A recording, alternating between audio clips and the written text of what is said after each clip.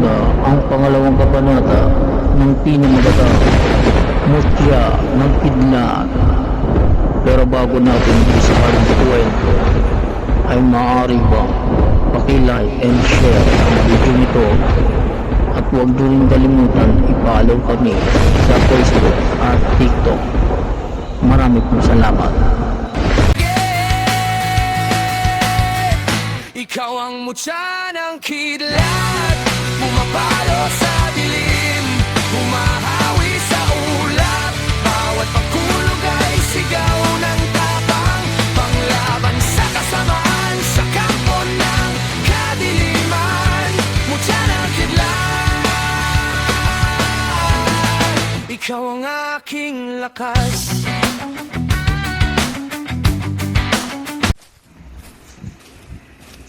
Grabe Noy, kinabahan talaga ako kanina. Kala ko, stricto si Titan yung. Hindi pala. Mabait pala siya. Sabi ko naman sa'yo, Kidoy. Ganun lang yun, pag tinignan, mukha siyang masungit. Pero mabait yun. Oo nga. Tara, bilisan na natin. Baka abutan tayo ng dilim. Tingnan mo, tumataas na yung buwan. Oo nga, Kidoy. Nandito pa tayo sa gitna ng kagubatan. Nakakatakot, ang dilim. Di bale, Noy. May armas naman tayo kung sakali may sumugod ng mga mababangis na hayop. Oo nga. Sige, At tuloy na nakausap tayo sa na paglakad, Kidoy. ni Kidoy si Titan Yung.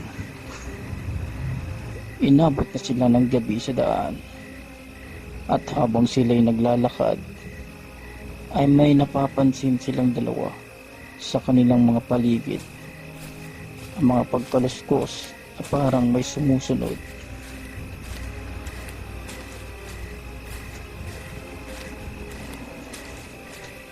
Noy, narinig mo ba yun? Ang alin, Kidoy? Ayan mo. Parang may sumusunod sa atin. Oo nga. Alerto ka lang, Noy. Ihanda mo lang yung itak mo. Sige, Kidoy. Diretso lang ang lakad.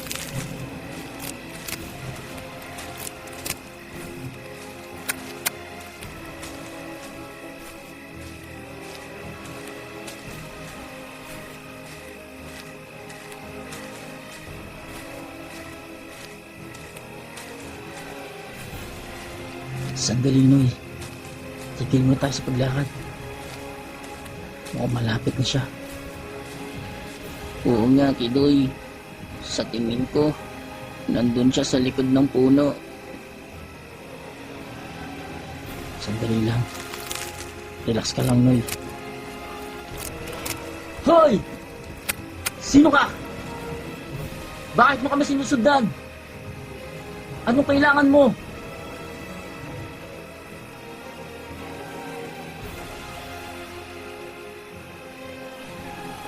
Pasensya na.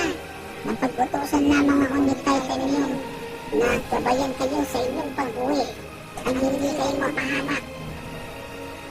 Ako ang magkagabay sa inyo hanggang sa inyong mga bahay upang makarating kayo sa inyong mga lugar ng ligtas at maayos.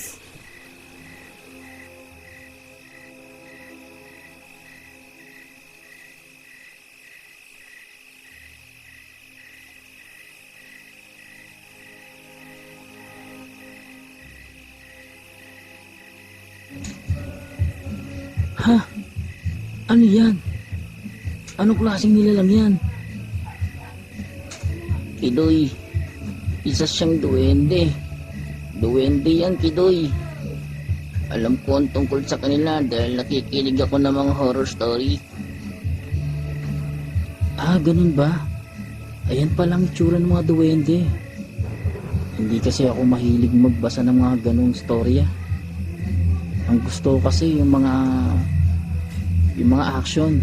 Mahilig kasi ako doon eh. Sige, gabayan mo kami ha. hanggang sa amin pag-uwi.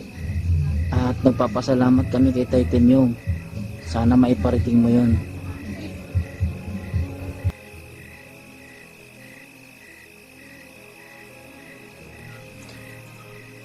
Sige mga master, ako na po ang bahalang maggabay sa inyo. Ang makating kayo sa inyong mga bahay ng ligtas. Dahil master ko si Titan Yong, kayong dalawa ay master ko na rin.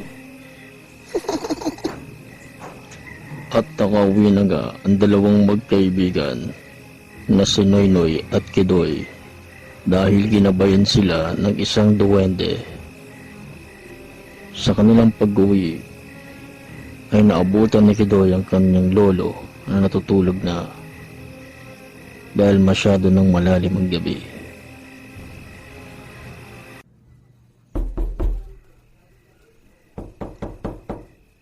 Lo? Lo? Tao po. Si Kidoy po to, Lo. Buksan niyo po. O, paano Kidoy? Uuwi na rin ako. Inaantok na rin kasi ako eh. Ang layo ng nilakad natin. Sige Noy. Salamat nga pala sa pagsama mo ha. Bukas babalik tayo dun. Para sa isang pagsasanay. Oo Kidoy. Sasamahan kita dun. Tayo kaya ang tunay na magkaibigan. Walang iwanan. O paano? Uwi na ako ha. Sige Noy. Ingat ka sa daan ha. Masyado nang malalim ang gabi. Sige Kidoy. Paalam.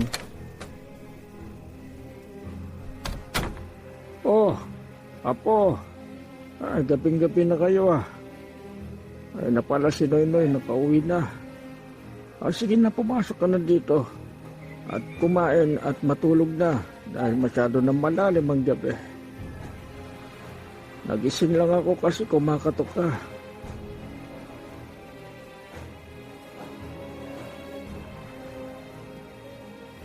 At pumasok na nga si Kidoy sa loob ng bahay. Siya'y kumain at nagpahinga na. At sa kanyang pagpapahinga ay pumasok na naman sa panaginip niya ang kanyang ama na sa kidlat.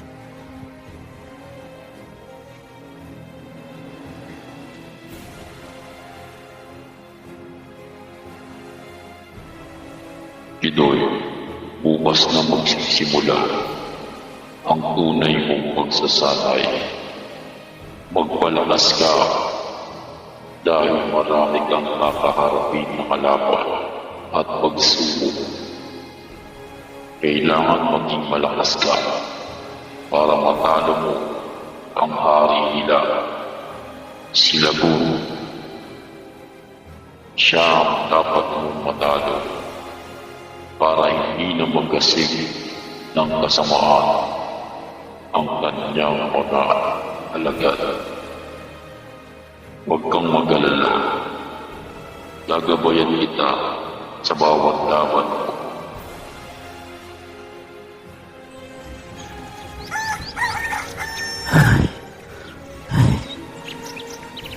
Lagi ko siya napapanaginipan. Sino kaya siya? Kailan ko siya may kilala? Sino ka ba, Kidlat? Bakit tinatawag mo kong anak? Tibali na nga lang. Makabangon na nga.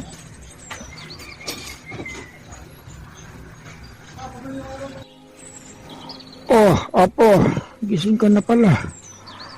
Ay siya, halika dito at kumain ka na. At alam kong ngayon ang pagsasanay mo kay Titan Yong. Opo, Lo. Medyo matagal akong mawawala dito. Mag-iingat po kayo lagi. Pagbalik ko, ako na ang pinakamalakas. Ay naku, pagbiro talaga tong apo ko. Sige na nga, kumain ka na nga dyan. Ang dami mong alam. Oh, Kidoy. Good morning sa'yo. Uy, Noy. Ikaw pala. Ano, ready ka na ba? Babalik na tayo kay Taytem yung. Ito, ang dami kong dala. Ang bigat-bigat ng bag ko. Mukhang dala mo na ata yung buong ano mo buong damit mo Di ka na ata uuwi sa inyo. Hindi naman. Naka-ready lang ako. Para, alam mo naman, Boy Scout to Sige na. Mag-ayos na tayo.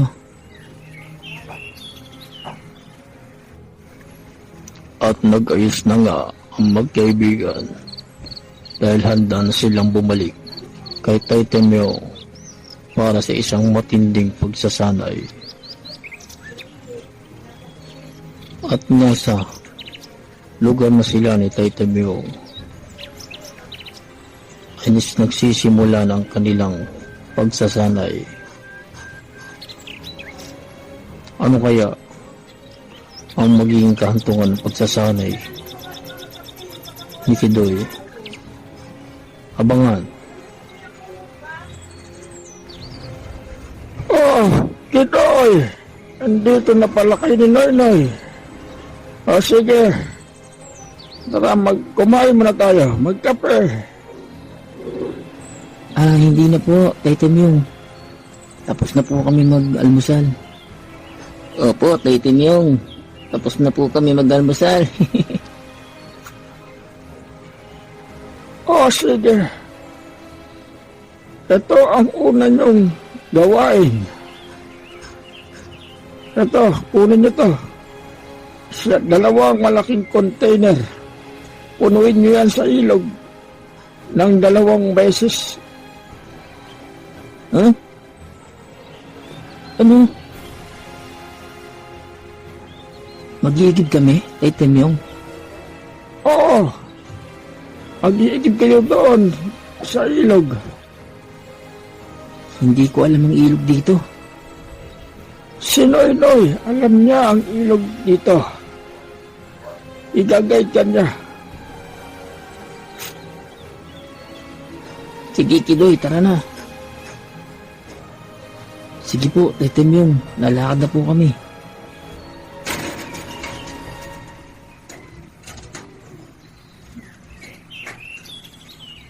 Kidoy, kala ko ba magsasana yung gagawin natin? Bakit nag-iigib tayo ng tubig? Hindi yata pagsasana yung gagawin natin. Mukhang gagawin ata tayong katiwala ni Taytem yung. Shhh! Huwag ka maingay. Baka marinig tayo ni Taytem yung. Ay, oo nga. Malakas pala ang pandinig doon, kahit malayo. Kahit meron yung mutya ng mukha ng pusa. Ganun ba? Sige, tara na, magigib tayo. Punuin mo na yan.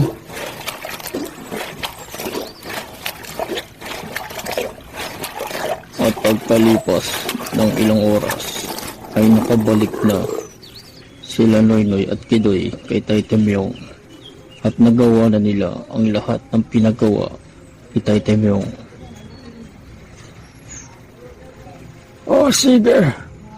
Total, nagawa nyo na lahat ng pinagawa ko. Ikaw, Kidoy, tumayo ka doon. Doon sa harap ng puno. Ha?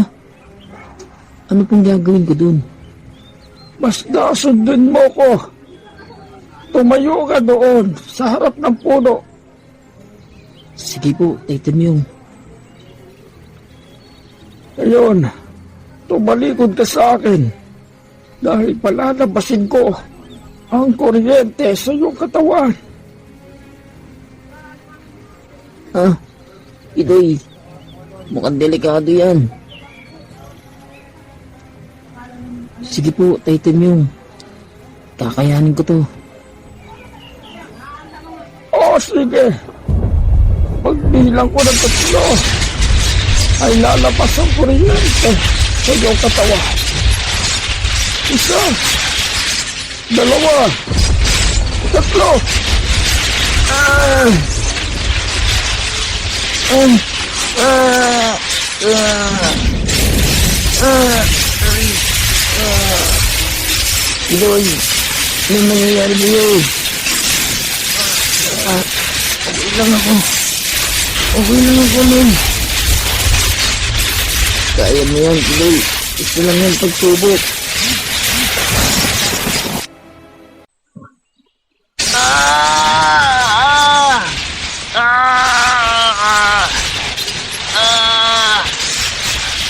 Kidoy, ano nangyayari sa'yo?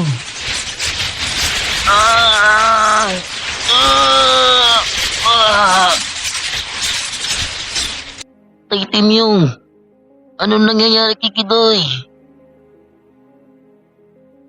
Tinatanggap niya ang kapangyarihan ng mutya ng kidlat. Pagdalampasan niya ang pagsubok na yan, pasado siya sa kanyang unang pagsubok.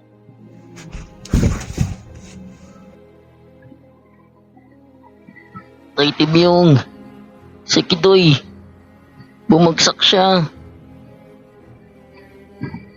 Hayaan mo lang. Kunin mo at ihiga natin sa papag. Pagmulat niya ay nasa kanya na ang kapangyarihan ng mutya ng kidlat. Ang hirap pala na pinagdadaanan ni Kidoy. Kailangan pa pala niya palampas na ng ganung pagsubok. Una pa lang yan, Noy. Meron pa siyang pagsubok. Dapat makontrol niya na palabasin ang kuryente sa kanyang katawan. Nawalan ng malay si Kidoy dahil sa sobrang lakas ng kuryente na dumadaloy sa kanyang katawan. Sa sobrang lakas ng kuryente ay tumumba si Kidoy. At pagkalipas nga ng ilang oras ay muli siyang nagmulat. At ang pakiramdam niya ay parang ang gaan-gaan ng katawan niya na parang walang nangyari.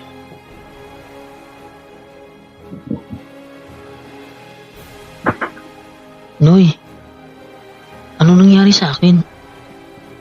Bakit ako nakahiga dito? Kanina kasi, habang nangunguryente yung katawan mo, habang nangingisay ka, bigla kang bumagsak. Kaya binuhat kita. Nilagay kita dito sa papag. Ganun ba? Hindi ko talaga alam na anong nangyari. Ang alam ko, nasa loob ako ng buong. Hindi ko alam kung basta parang siyang bolang kristal na may kuryente sa loob. Parang nababalutan ako. Tapos, pakiramdam ko, pumasok siya sa loob ng katawan ko. Talaga, Kidoy? Aba, para pala yan yung napapanood ko sa TV. Yung anime na napapanood ko. Ang lupit. Oo, Noy. Pero, parang pakiramdam ko dumadali pa rin sa katawan ko yung kuryente. Pero ramdam ko na kaya ko na siya. Oh, Inoy, isig ka na pala. Ano, kumusta ang iyong pakiramdam? Okay na po ako, Temyong. Sige, magpahinga ka lang, Kidoy. Dahil meron ka pang pagsubok na dapat mong gawin. Sige po, Temyong.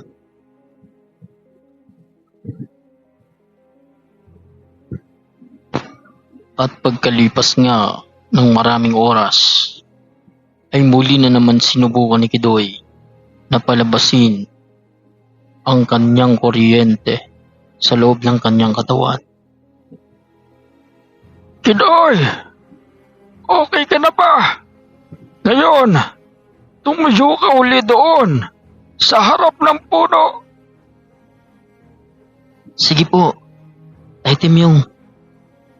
Sa pagkakataong ito, kaya ko nang palabasin ng kuryente sa loob ng katawan ko. Sige, gawin mo na. Oo.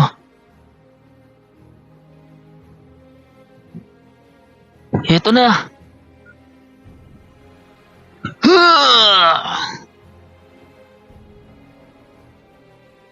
Idoy, ano yan bumabalot sa katawan mo? Nakikita ako na.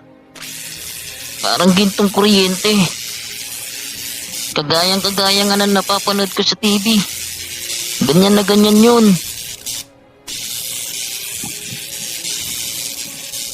Noy, tingnan mo.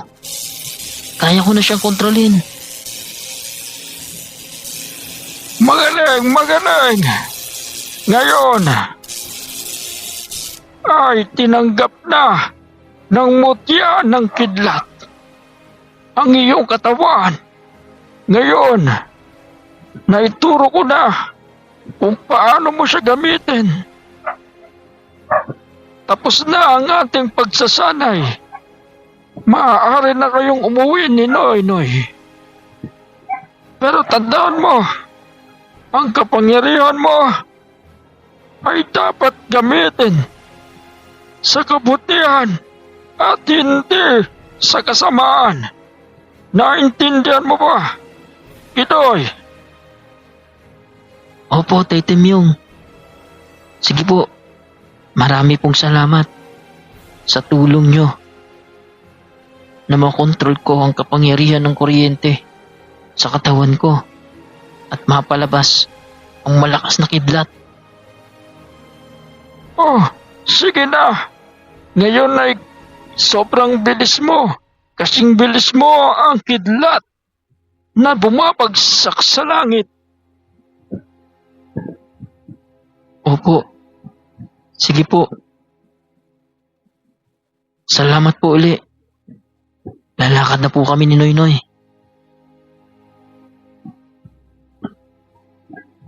Sandali lang. Noy Noy, lumapit ka sa akin. Ito, tanggapin mo. Ito ang mutya ng ngipin ng kalabaw. Magagamit mo ito sa oras ng kagipitan. Ano naman ang gagawin ko dito, Taitim yung? Basta, magiging malakas ka. Talo mo pa, si Hulk Hogan pag sumuntok. Ay, talaga? Sige, tatago ko na to, Taitim yung. Salamat po. O sige na, umalis na kayo. Dahil maggagabi na naman. Mapanganib sa kagubatan. Mag-iingat kayo. Sige po, Taitim yung. Salamat po. Sige po, tutuloy na po kami, Taitim yung. Sige na, mag-iingat kayo.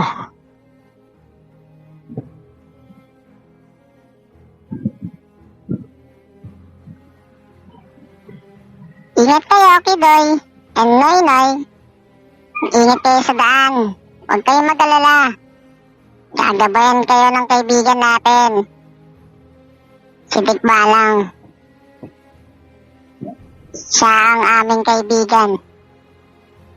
At ang aming master ay si Taitim Yung. Kaya mag-iingat kayo, mga master. Uy! Huwag niyong kalimutan ha. Nandito lang kami ni Taitim Yung para gabayan kayo sa inyong mga laban. Dahil master ko si Taitim Yung, master ko na rin kayo. Kaya mag-iingat kayo. Uy, Kidoy. Yung duwende na nagligtas sa atin, tsaka naggabay sa atin. Oo nga. Salamat uli sa'yo ha. Sige, lalakad na kami. At maraming salamat. Tay Temyong. At sa'yo din, munting duwende. Salamat po. Salamat po. Sige po, lalakad na po kami.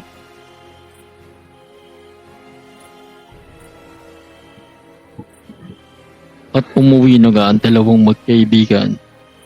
Sa kanilang paglalakad ay wala namang humarang na masamang elemento o masamang nilalang. Ligtas sila nakauwi sa kanilang mga bahay. Lang nagpapahinga na si Kidoy ay nagulat sila nang biglang may tao sa labas ng bahay nila na may mga dalang baril.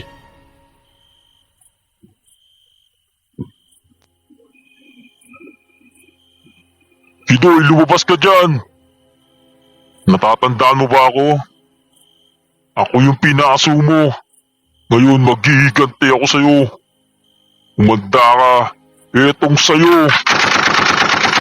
Eto ba? Tikman niyo to. Apo, ano ba yon? Lo, di mo pa kayo? Baka matamaan kayo ng baril. Dapa! Di mo pa kayo, Lo?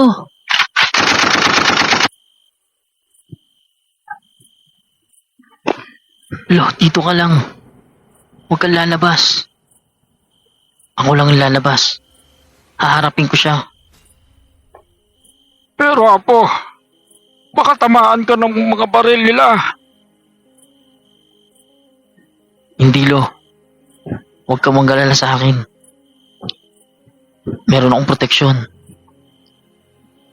Sige, mag-iingat ka Apo.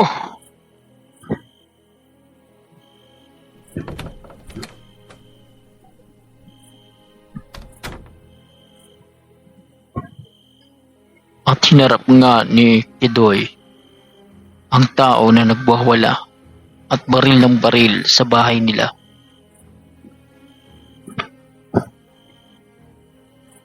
Hoy! Ikaw! Ano bang problema mo? Bakit po ba kami ginagambala sa aming pagpapahinga?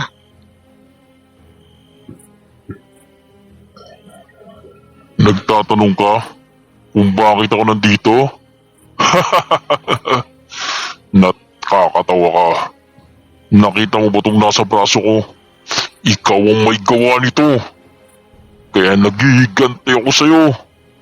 Ngayon, Kidoy, mamamatay ka na. Etong sa'yo.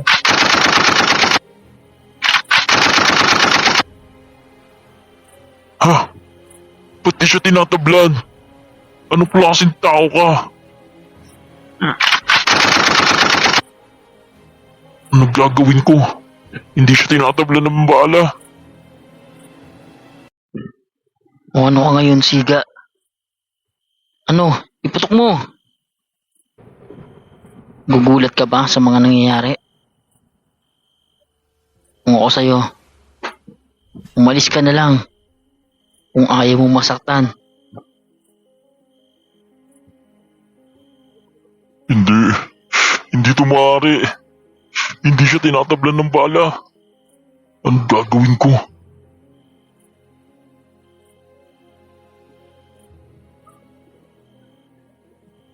Nagtataka ang Siga kung bakit hindi tinatablan si Kidoy ng mga bala ng baril niya. Pero sa himpapawid ay merong lumilipad na isang malaking ibon.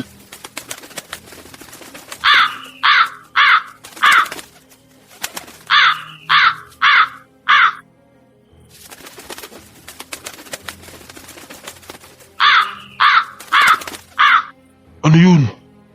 Ano yun lumilipad na yun? Ano yun? Aswang!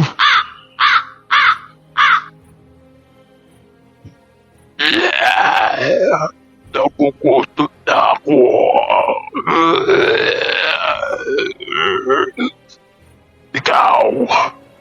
Ikaw ang unang pagkain ko. Lumayo ka sa akin, aswang! Lumayo ka! Hindi ako tatablan yan!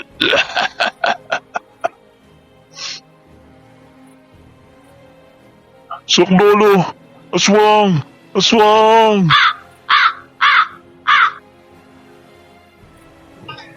Hoy! Aswang! Bitawan mo siya! Ako ang kalabanin mo! Ano? Ikaw ang kalabanin ko. Nagpapatawa ka ba? Isa ka lang bata. Titirisin lang kita. Sige, dalawa na kayong kakainin ko total. Gutom na ako.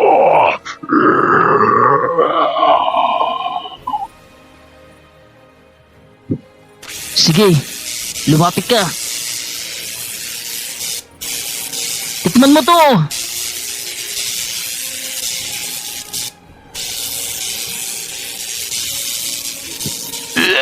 Ano yan? Kuryente!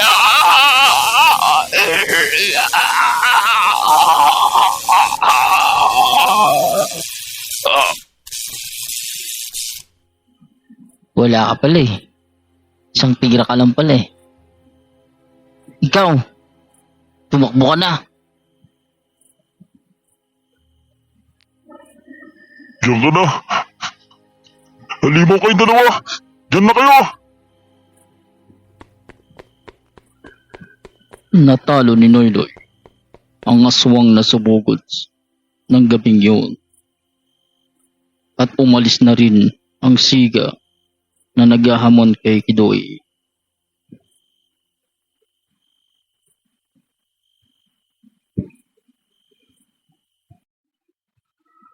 At natalo ni Kidoy ang aswang na sumugod ng gabi na yun. At ang siga naman ay umalis na dahil sa takot. At ng gabing yun ay nakapagpahinga ng maayos si Kidoy.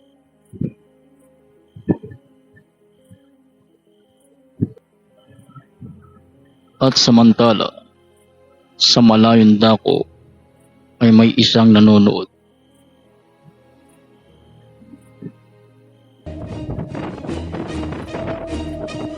Siya pala si Pitoy. Sige, magpalakas ka lang bata. Dahil sa bandang huli, ako ang makakalaban mo.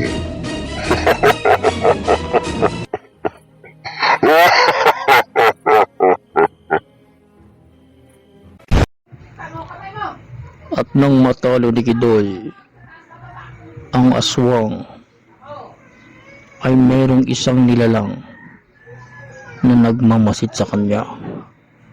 Sino kaya ang nilalang na yun? Malalaman natin yan sa susunod na kabanata dito lang sa Mutya ng Kidlat.